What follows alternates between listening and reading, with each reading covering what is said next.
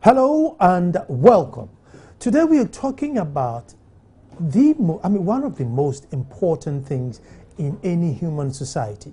Well, apart from the fact that you're living, which is very important, I think the next major thing is to have security, a sense of safety in all aspects of your living.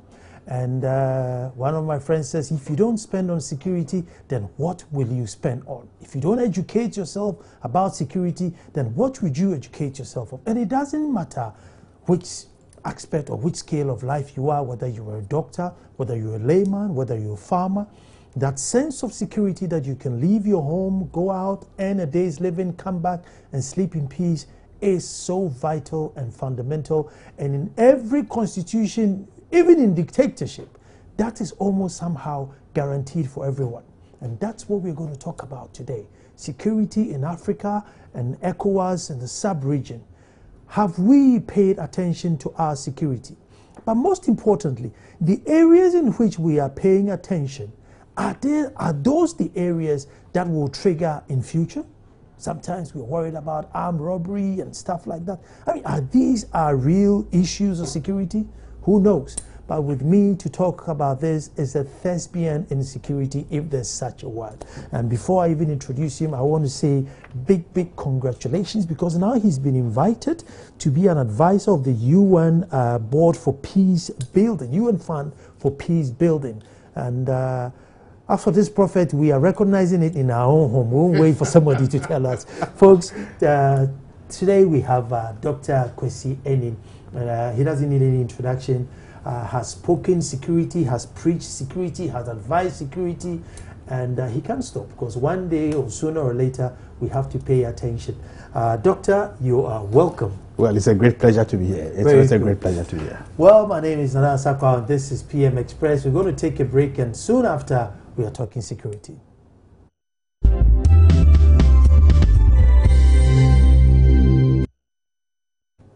Well, thank you very much for staying. If you don't spend on security, then what will you spend on? Doctor, well, I've always wanted to meet you, so I've really had my questions before I met you. Well, now I'm really frightened. So I'm going back. Now, my first question is, can an African Spring ever happen? Or, like a West African Spring ever happen? Or are we immune against it, where one person, triggers a bomb and then there's a snowball effect and everybody runs around? Well, I think it can happen. The history of these types of violence that you are talking about, even if we take Ghana alone in the 50s and the 60s, and the number of politically related bombings that occurred here, in those days, the usage of the terminology terrorism wasn't very popular. And therefore the word attempted assassination, or the words attempted assassinations were used. But yes, and that is why I think the rhetoric and the conversations and the discussions about, first, a sensitization of the public, the initiation of, sort of preventive measures, preparing a host of institutions to be able to prevent, or to identify, to prevent, and then to respond is a key. And I think for me, it's that recognition that is necessary. But one very quick point before we continue is that responding to these challenges is not a solely military thing. That issues of violence, in particular terrorist types of violence, are best responded to through the use of the rule of law. So it's a holistic, collective response mechanism of the military, the police, customs, immigration, the judiciary, precisely because these fights are best fought predicated on the rule of law. Because we need to be able to gather the evidence, to present them in the court of law, so that people can be put in prison. Unfortunately, because we haven't done a lot of thinking and we've just bought into the phraseology war on terror, when, as you say, these bombings do happen and people escape, the first thing we do is to say, let's send the military in. And by the time the forensic guys come, all the evidence has been trampled upon. So if you take a country like Nigeria, with almost about 10 years of Boko Haram-related violence, only 2 people have been put in prison. Wow. Precisely because the ability to gather the evidence and present them in a competent court of jurisdiction has not been done. Then, my next question. Yep. I'm now getting more and more frightened as you point out your questions. Can we achieve a lasting peace with the levels of illiteracy and poverty? I mean, or can we prevent an outburst with the amount of illiteracy and poverty prevailing in Africa? Yes, I think we can. Poverty itself is not a problem. Illiteracy itself is not a problem. I mean, we wouldn't get into the nuances and the semantics of these 2 words, but one of my favorite questions when I used to teach at the Lagos Center for International Affairs, always the number 1 question was, does poverty cause conflict? Or does conflict deepen poverty? Discuss. I think there's a certain symbiosis there. But the poor are way too poor to purchase the accoutrements for violence. They and the fairly illiterate can be manipulated by the 2 of us who have access to the resources, who are knowledgeable, who can do the recruitment, who can present a discourse of poverty as us and them, so that one part becomes the enemy.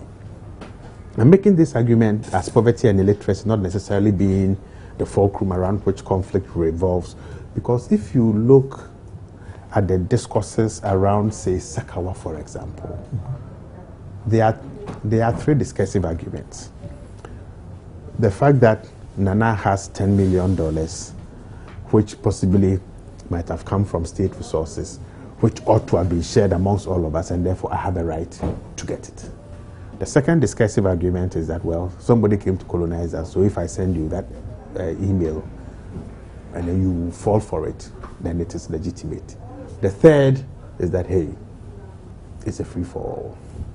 Now, it is those types of discursive arguments that people use normally to trick, to trap, to recruit, and to radicalize the illiterate and the poor. But increasingly, we are beginning to see that the radicalization message, and actually those that who engage in the actual violence, are people who are equally educated as you and I.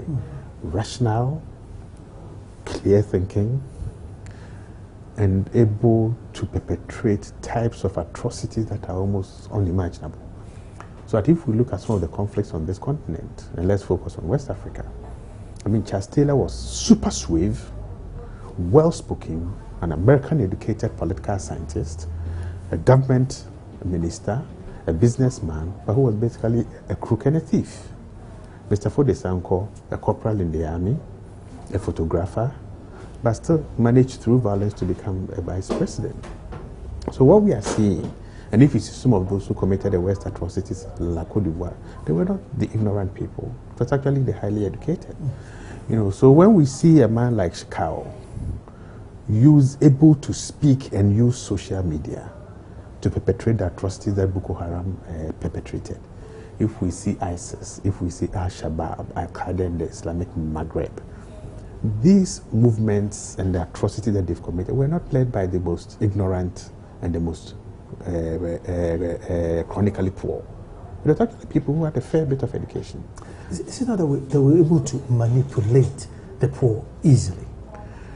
Well, you actually notice that if you see the hardcore people who led the groups in Mali, northern Mali, for example, it was not the poor and the illiterates. Probably when we want the mass movements and the mass violence, yes, you know, neighbors might take a cutlass against each other. But most of the rebel groups that we are seeing probably don't have more than 1,000 people. And most of those 1,000 people are neither illiterate nor poor. You know, so there's a way in which the message, the couching of the message, the recruitment and the radicalization process. Because you see, radicalizing people needs those who can be able to discern why you are producing that kind of message, why you've chosen that kind of target, and why you legitimize the choice of that target. And to be able to do that, you need people who have some fair bit of education. I say this because I've visited Old Fadala, and I see the number of slums, and I actually did a few interviews. Yeah.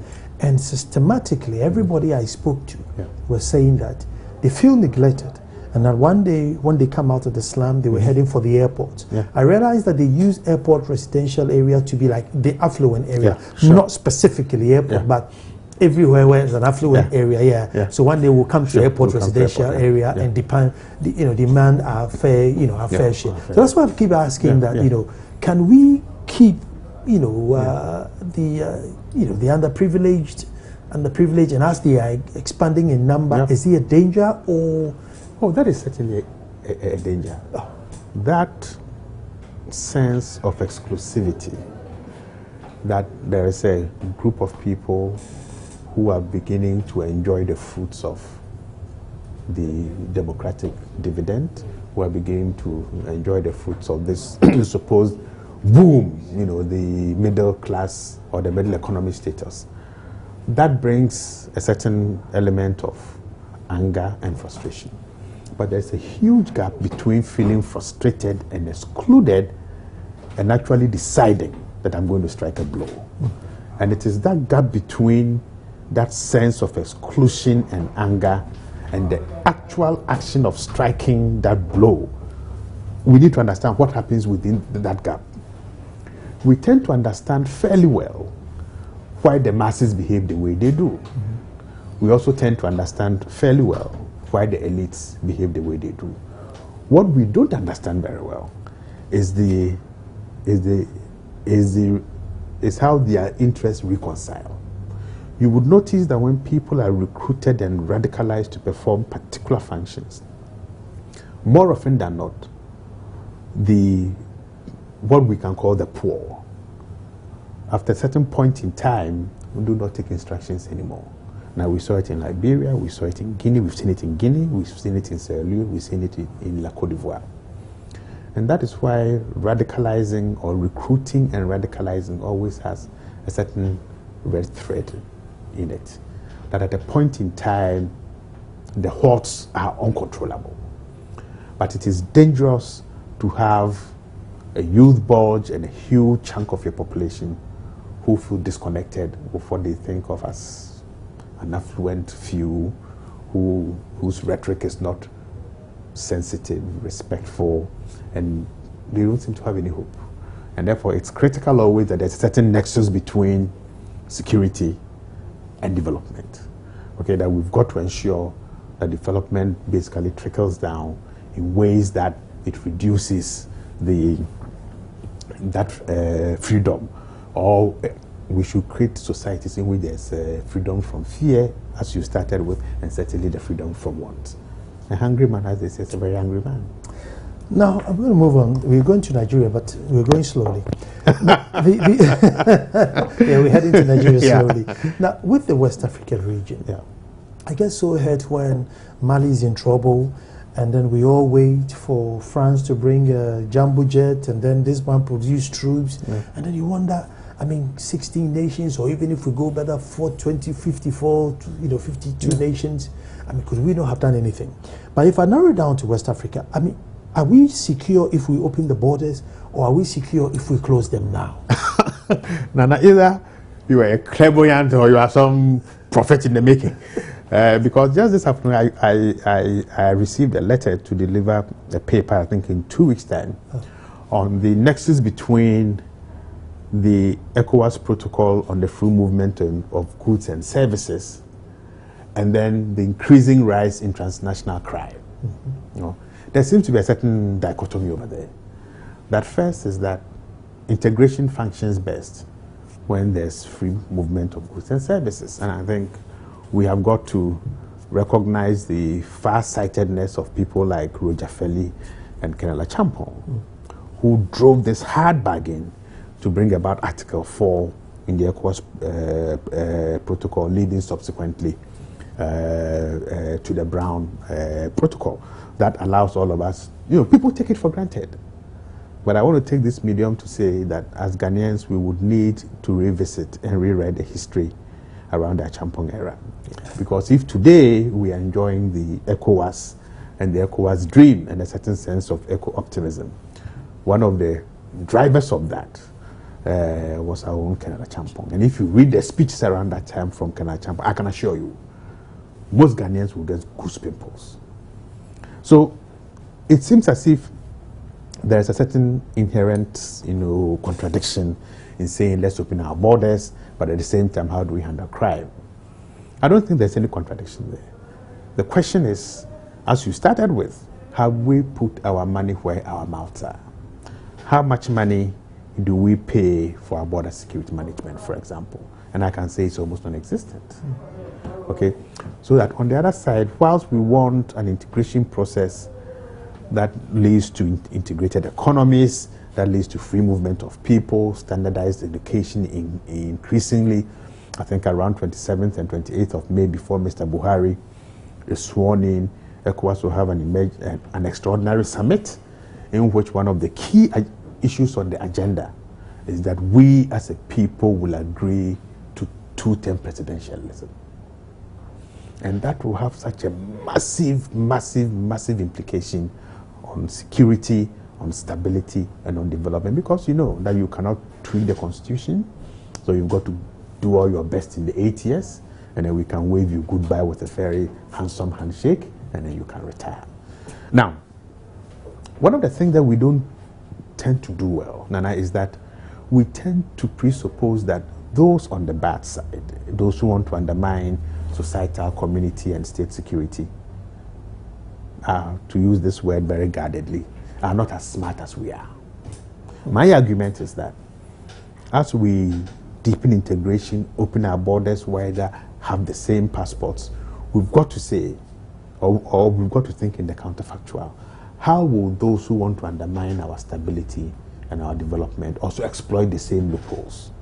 And those are the things that I will be trying to think through to say, look, were I to be a crook, and with this banking regulations that are fairly lax, supervisory functions and roles that are also weak, electronic transaction bills that are not up to speed, financial transactions can be done very quickly nowadays. How do I exploit what is supposedly fairly good, for criminal ends? That type of thinking hasn't happened. But I think as we begin to face challenges with human trafficking, with narcotics, with cigarette smuggling, the theft of luxury vehicles from Sweden and Europe down here, we're actually one of the biggest markets for stolen luxury vehicles from Europe. We are one of the biggest markets for industrial explosives.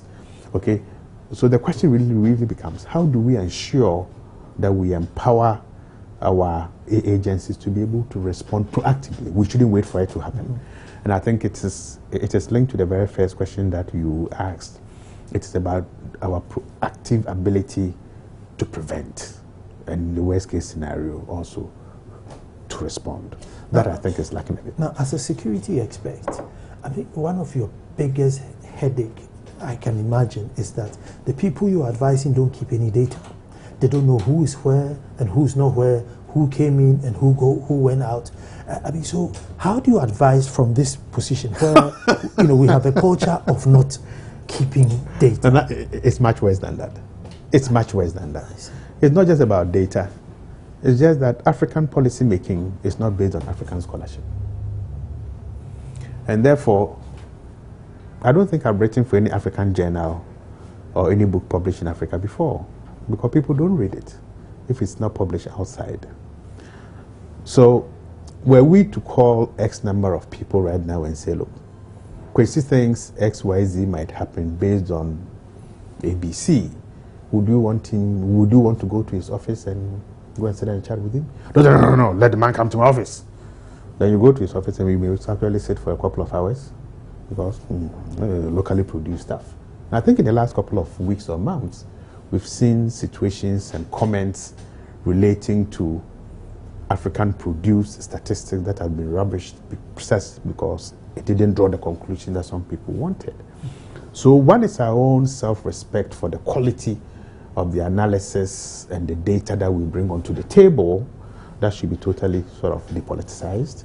And the second is the dependability of the databases that you are talking about. So there's a certain lacuna there. Policy is best when it's predicated on solid knowledge, solid analysis that is very cutting edge. And that cutting edge research can only be done when there's a certain belief that there's a certain nexus between the knowledge generation and its distribution and its impact, or at least engagement with those who implement and design policy. It looks to me, from my own experience on the security side, that interface is very weak. It's started to change, however. One institution that has been extremely, or two institutions, let me say, that have been extremely open-minded in using solid analysis, intellectual inputs, actually is the Foreign Ministry and the Ghana Police Service. Very interestingly. I mean, since I've been back home, these two ministries, or well, the Ministry of Foreign Affairs and then certainly the Ghana Police Service, I mean, different people have actually, will contact you, ask you for your opinions, and I think that's very useful. I'm going to take a break here, and then when I come back, we're going to Nigeria. What are we going to do in Nigeria? I just want to find, what is it that Buhari brings? But there seems to be an air of optimism, a sense of faith. You know, they could, finally, I think they are seeing the light at the end of the tunnel. They seem to be, you know, in the middle of the bridge, just about to cross it. What does he bring, and where is this expectation coming from? Don't move. Well, thank you very much for staying, and we are talking security. And in my books, apart from life, I think it comes close. If it's not on par to life, it's somewhere very, very close there. If you don't have security, what are you even living for? And who else can I talk security about other than Dr. Kwesi Yenin? Doc, before the break, we've now gradually entered into Nigeria. Yep. They've gone through elections which everybody agrees that it's fine. I mean, it was okay. Even though there's some little bit of me that it's a bit sad that 800 people died, but I think, look, it's so good. I mean, 800 people there, just a free and secret. I mean, it then tells you that, I mean, are things that bad so that even if 800 people die, you mark yourself as excellent? Yeah. But given that we've marked ourselves as excellent, what does Buhari bring? And I want you to comment on this 800, marking ourselves as good, and what Buhari brings on board. Well, I think the acceptance of 800 deaths as fair in the light of an election in which we were expecting probably 10,000 to die is good enough. Just demonstrates how, as Africans, we have such low self-respect for our own lives. I've just finished writing a report for the UN assessing their counter-terrorism regimes globally. And one of the points my co-writer and I, Peter Allen, made was about the world response to the Charlie Hebdo case. 17 deaths in Paris. Almost every African president moved to Paris to sympathize with Mr. Hollande. Nobody has sympathized with Nigeria with respect to Boko Haram, with respect to the 800 deaths. We're actually celebrating that the elections have gone on well. So that is very problematic. And that is something that we need to start talking about. I mean, when the Kenyan crisis happened, Somali parliamentarians have been murdered. I mean, we seem to think, well, I mean, it's okay. It's not the best, but we can live with it. We can't and we shouldn't live with it. That's number one. Number two, what does Mr. Buhari bring?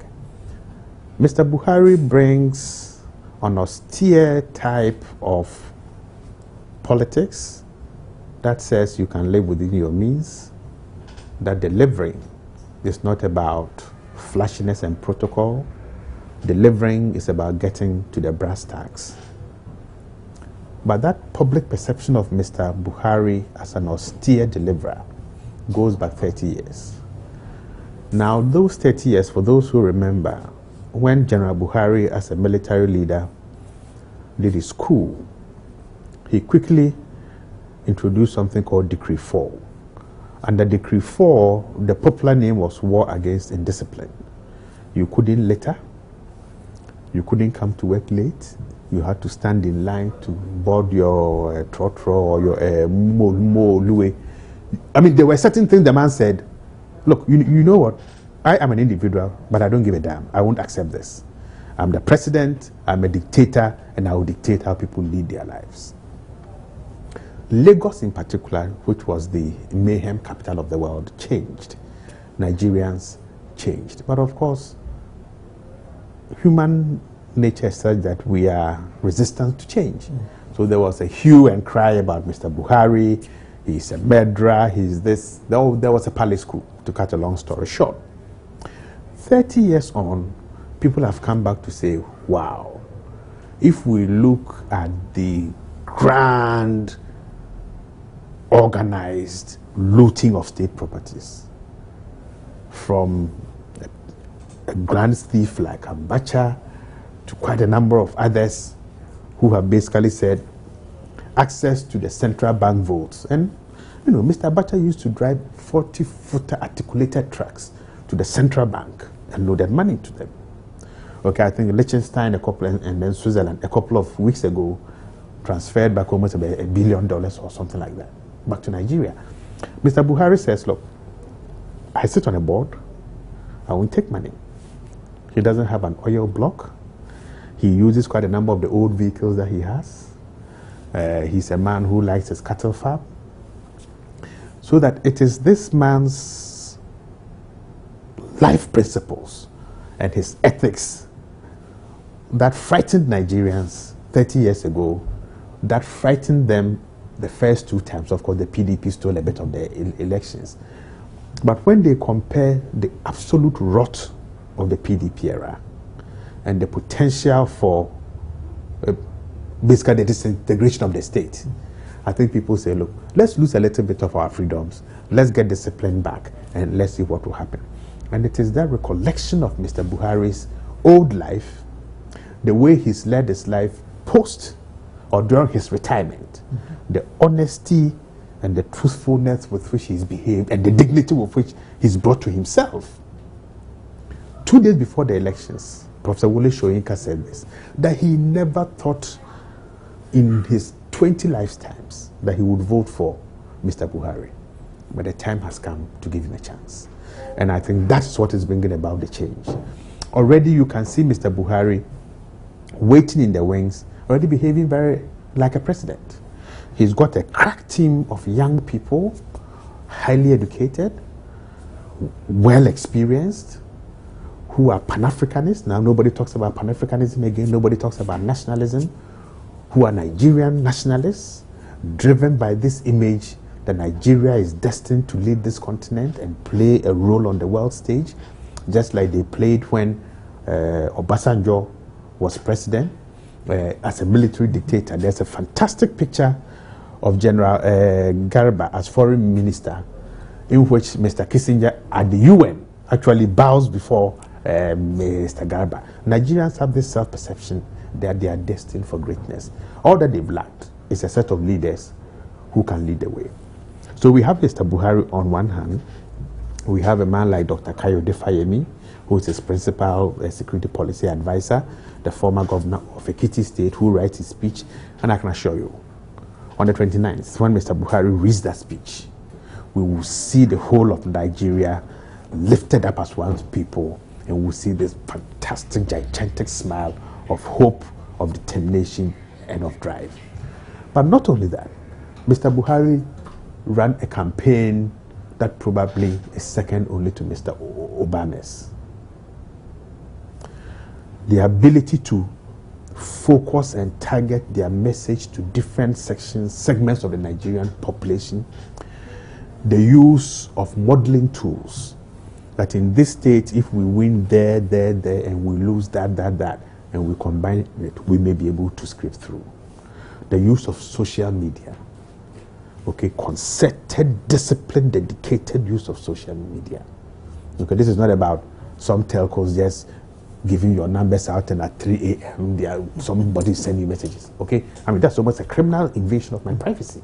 But in Nigeria, we saw the Buhari team saying, "What does the law say? What can we do?" So there's a lot of things that Mr. Buhari brings on board. But already you can feel the Nigerians feel proud of themselves. They are standing tall and walking tall and much straighter. And that's gradual discipline coming back into the society.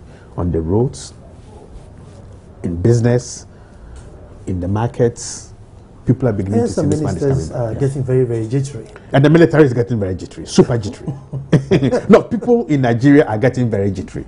Because if they remember the guy, you know, the interesting thing is that he now recognizes he's a Democrat or he's going to rule under democratic dispensation, so he cannot be brutal. But he will use the law. The laws are there. And particularly on financial transactions, the EFCC is there, the Economic and Financial Crimes Commission. He's going to empower it, give it executive powers, and we'll see the people who will go to prison. It's important, though, that West African countries don't accept these criminals who will bring their loot into their countries. We've got to get stronger extradition laws, and I think the ECOWAS counter-terrorism framework allows for economic criminals to be extradited. But it's important that West African countries support Mr. Buhari's. Well, Ghana is going to be the first choice because of language. I can assure you that we have to boot them out. Were they to come here, we will have to boot them out. Because, you see, a weak Nigeria, to come back to the conversation, does not help deepen our security. A secure, strong hegemon in West Africa, led by Nigeria, strong economy, strong political leadership, determined to use the rules and play by the rules, helps all of us in West Africa become considerably stronger. And no single country must undermine Mr. Buhari's efforts. But already, I think the role of former Vice President Atiku in talking to West African presidents to support the Nigerian nomination for the president of the African Development Bank, I think it's a step in the right direction. Mr. Buhari is already showing leadership and saying, look, we know we are big, we can bulldoze our way through, we can threaten you with economic sanctions, but we won't do that.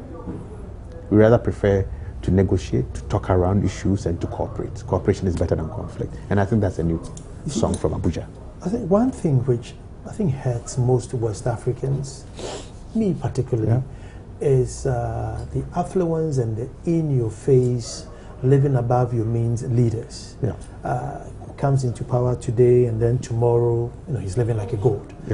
And I'm listening to what you're saying about Buhari. I'm wondering, is this something that, you see, is this something that the electorate would learn and now demand of their leaders? Because I tend to now don't blame the leaders. I think we blame us because we accept it. Is this something that we can also learn and demand, or we are not there yet? You see, leadership is basically what it says. You've got to take the bull by the horn, and you've got to be driven by a certain set of values. People may call you a deviant, and I think it's very easy for any leader who does not conform to the norm, because he or she wants to bring about rapid change, to be called a deviant. And I think Mr. Buhari will be given all kinds of names very soon. But we know how leaders who are honest, trustworthy, driven by higher principles and norms.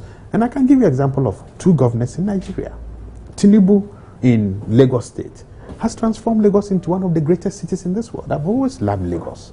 You know, the vibrancy, but now there's discipline also. The economy is booming. And my old friend, Dr. Kayode Fayemi in Ekiti State, even when Kayode knew that he had lost the governorship race, he never stopped a single of the development project that he was doing. Actually managed even to complete the governor's mansion and ensure that it was in tip-top world-class state for Fayose to come and take over. My argument is very simple. Those who lead must lead by virtue of the principles and ethics that drive them and that drove them to come seek that power in the first place. So then, if we look at is it Nkurunziza in Burundi, now seeking that let me alter the constitution and try my for third chance. The whole state is in uproar. I mean, it's 2015. I mean, are these sort of things still allowed? You know, earlier on we discussed what I perceive as one of the most transformative protocols that ECOWAS might put in place 27-28. That is the two-term presidency. Now, one of the fantastic things about ECOWAS, which we do not find even in the African Union, is that as ECO citizens, we willingly said, we are going to take a bit of all the powers from the countries and hand it over to the Commission.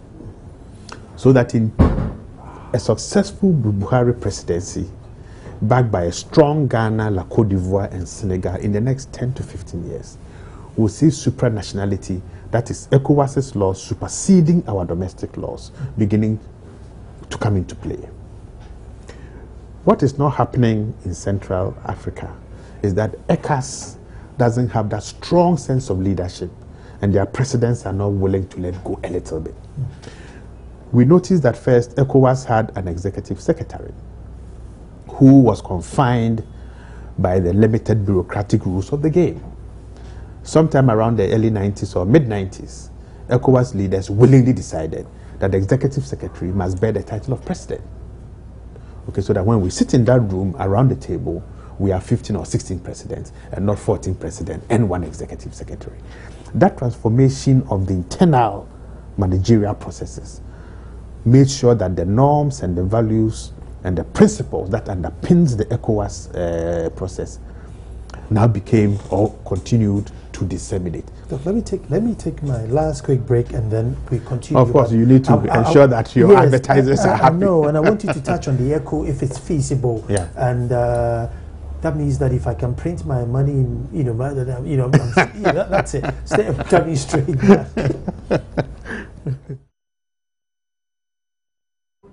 Well, thank you very much for staying, speaking to Dr. Kwesi Yenin, actually being educated by Dr. Kwesi Yenin on matters of security, and I hope you enjoyed it. But just before the break, Doc, I want to quickly move you back to West Africa, the possibility of the ECO, different economies, and basically if I get a printing machine and I can print one, I have 16 shopping countries to move into. Have we thought of it, or what are we doing? Let me say this. There's always been a huge disconnect between the rhetoric of doing what we think we ought to do and the practical, hands-on, commonsensical interventions to do what, or doing what should be done. The ECO is one of the building blocks of the whole ECOWAS integration scheme. I mean, just what you have said. Can you imagine what it means for me to take my cassava or pure water or whatever, free borders, pay whatever taxes need to be paid, and then be able to enter another country to sell? The dynamism for the ECO, unfortunately, are always spurred on by external shocks. I think one of the major periods was the 94 Maastricht Treaty that basically tore the CFA or separated the CFA from the French franc. And that made the West African Francophonies realize that, look, long term, their destiny is best tied to the other West African states. The 2007, 8, and 9 financial crisis probably were not such great external shocks to us enough to drive this conversation. So I do agree the conversation has stalled quite considerably, but we need to get it going. But let's wait and see. I think what will happen in Abuja 27-28 will bring about a new sort of dynamism, both on the economic side and then on the political side. But the ECO definitely will have to come on board. Now, Nigeria has sailed through a very good election. Togo has done a reasonably good. Have we grasped the concept? Does it mean we grasp the concept, or we could slip through the net again? No, I think in West Africa we are doing fairly well. There are still a couple of rough edges. I don't know the final agreement with respect to President Faure Gnassingbé, but I'm 100% sure that were we to get this protocol accepted by the heads of states and signed off on 27th and 28th, two-termism, that will bring a dramatic change in all this. Two-termism, should we extend it to 5 years, 5 years, 6 years, 6 years? No, I suspect they will stick to the 4-year term, yes. Is it not dangerous for us? No. I say that because, you see, at the moment, we are lacking in basics. We haven't even got any technicalities sorted. Yeah. And I'm sure you are best to know. So all we're going to do is that I'm going to get out of the office, you're going to come and you're still going to find water, electricity, and then quickly you are out, the next person comes, he's still going to find water, electricity. You know, so I thought if we extended it, give one person time to get the basics, and then going further, we can now shorten the term. Well, we've got 50 years of independence, we haven't got the basics right. You know, so then I think if you knew that you had only 8 years, okay, and whether you delivered or you didn't deliver, you will go. My belief, or my optimistic belief in human nature is to say, look, why do I want to go down in disgrace? Look at this man, Blaise Compaoré. 27 years, what did he do? 32 houses. Now, a common crook. Okay, I used to say in these your studios, describe them as a crook, and then when I leave, people will say, you can't talk to presidents about that. But when the man was finally exposed, the same people who abused me are now clapping on the sideline. The hypocrisy that drives our political thinking and actions, the two-termism might reduce it. Because I would rather prefer to build a couple of decent roads, and then to go there and people say, look at the Temamoto Way. Nkrumah might have been a dictator, but at least he left us Akosombo and Temamoto Way. And I think when that thinking sinks in, when people make their political calculations, okay, anybody who wins that election will say, fine, I'll do A, B, C, D in those 8 years, and at least I'll leave some legacy of some sort. But if you think you have all the time for yourself, okay, like Mr. Blaise Compaoré, and people will do these musical chairs, tell Mr. President all kinds of lies. And I'm sure now when he looks back, he says, how the hell did this happen to me? Okay, 8 years, it's 8 years. You finish it, you go on pension, we give you a nice handshake, you can go to your village, rear cattle, take your young girlfriend somewhere else, and do whatever you want to do. Has it not been the downfall of Africa? Multi-party system, short period of time, everybody wishing you ill so that they get a turn to come, then I wish you ill, I get a turn to come. And so at every given time, there's 50% of the nation praying for your downfall so they get it. I mean, hasn't it been our downfall? Well, is it only democracy or we find it in our extended families? Family, you know, I mean, I don't know whether you've read Adebayo's Facebook thing. You know, JJ Okocha has responded to it. Almost every African in the diaspora, why is Mamiesi's son alone or children alone going to Germany? We've got to kill Mamiesi, and we've got to make sure that Papa Kojo gets married in Hamburg. Okay? And it's the same thing that percolates from that small family unit and becomes a national thing. But how come that Nana, for you alone, you are the only one that everybody knows when they mention Joy FM? Nana, I'm sure you've gone to see some fetish man who also see a powerful man and will destroy you. Okay, so the question really is, when do we place meritocracy at the center of the things that we admire and we cherish? And I think we can only get it done when, at the very top, those who have willingly come to us, because we don't go to anybody to say, can you become Mr. President? They come to us and say, I think I've got a mindset, I've got the men, we can drive this agenda and help you. When those people decide that, look, 8 years is long enough, what I want is to go down in history as the individual who led this team to deliver this product. And when we as a nation also will say, wow, in the next 8 years, we got clean water, 24 hours, we could afford it. So let's call this water system Nana X water system. Okay? That's all. I mean, you go to grade schools elsewhere, and old boys and old girls will put a couple of benches under a tree and dedicate it to their mother or their father. You know, scholarships are made in the names of something, research grants are given. And I think this 8-year thing will have a major trickle-down effect that will improve the way we think, that will improve, I think, the way that we deliver goods and services. I get you, but I'm still very, very skeptical. Well, I think most of the listeners might be skeptical. That is why I haven't greeted them yet.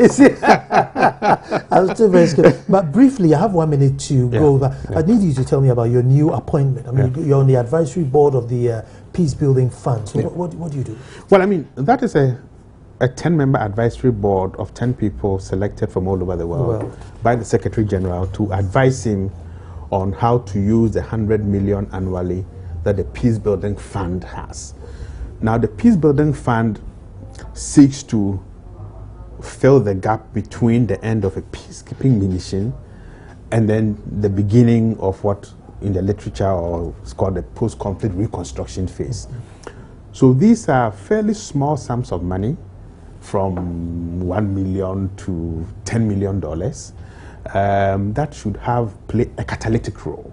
So you would notice that, say, in La Côte d'Ivoire, the fund, we've given La Côte d'Ivoire some money that is supposed to improve state authority. In the Democratic Republic of Congo, it's about security governance and conflict prevention. In Mali, it's about training the gendarmerie to prevent conflict-related sexual violence. In Guinea-Bissau, it's about deepening security sector reform and then the rule of law and then enhancing national dialogue. So basically, it's to say which countries are coming out of situations of fragility and crisis, and how can the UN intervene with fairly small sums of money. But I can assure you, Nana, it's not bad at all playing a millionaire, you know. Okay, you've applied for 3.5. I think it's nice for us to give you 5 million. So that is what the fund does. But I think over the last 6 years, it's played such a catalytic role in stabilizing fragile states and post-conflict countries. Dr. Enning, very, very grateful for your time. Enjoy the interview and enjoy the discussion, and I'm sure viewers also did. And we wish you all the best in your new role.